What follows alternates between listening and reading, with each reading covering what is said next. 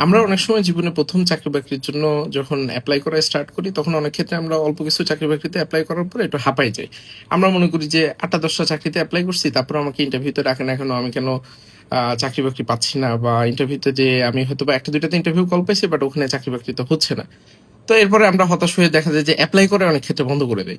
কিন্তু এটার আবার মুদ্রার অন্য পিঠটাও আছে। অন্য পিঠটা কি? আমরা প্রোগ্রামিং হিরোতে আমাদের রিসেন্ট একটা হায়ারিং এর ক্ষেত্রে ওটা হঠাৎ করে আমার চোখে পড়ছিল। একটা ছেলে যে মোটামুটি রিজনেবলি মানে মনে হইতেছে যে সে আসলে যোগ্যতা সম্পন্ন হইতে পারে। বাট আল্টিমেটলি যে জিনিসটা দেখা হইলো যে ও আসলে যে এডুকেশনাল ইনস্টিটিউশনে পড়াশোনা করে সেখানে পড়াশোনার একটা সিরিয়াস প্রেশার আছে। আবার ওই যে পজিশনটা ওই পজিশনে আবার আউটডোরে মাঠে ঘাটে বিভিন্ন জায়গাতে কাজ-কাম করতে হবে এই টাইপের একটা বিষয় আছে। কিন্তু ও আসলে ওই জিনিসটা মোস্ট লাইকলি করে উঠতে পারবে না।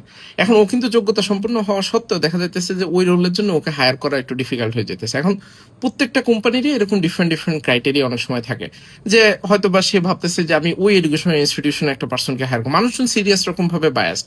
এটা কি রাইট কি রং এটা বলা আসলে অনেক ক্ষেত্রে মুশকিল। বাট এটা খুবই নরমাল একটা জিনিস যে যেকোনো কোম্পানি তার টিমে যে পারসনটাকে হায়ার করতে চায় সে সবসময় চেষ্টা করে যে তার মন মতো তার মেজাজ মর্জি মতো কোনো একটা পার্সন যদি হয় তাহলে তার সাথে কাজকাম করা অনেক ক্ষেত্রে ইজিয়ার হয়ে যায়।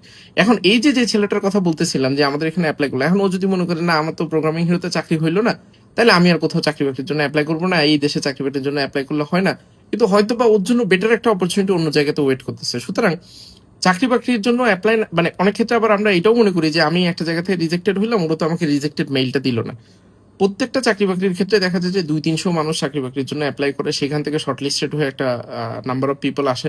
সেইটা আবার রিজেকশনের মেইল দেওয়া ওই কোম্পানির জন্য ইট বিকামস ভেরি ডিফিকাল্ট। একদম ডিটেইল কারণ। যেমন আমি যে কথাগুলো এখন বললাম, এটা ছাড়াও তো আরো অনেকগুলো কথা লিখে তারপরে রিজেকশনের মেইলটা দিতে হবে। সেটা লিখতেও তো একটা সময় লাগবে।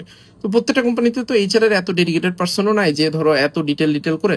সুতরাং এটা মন খারাপ করার কোনো কিছু নাই যে আমার মনে হয় যোগ্যতা নাই এই কারণে চাকরি হচ্ছে না। এটাও মনে করার কোনো কারণ নেই।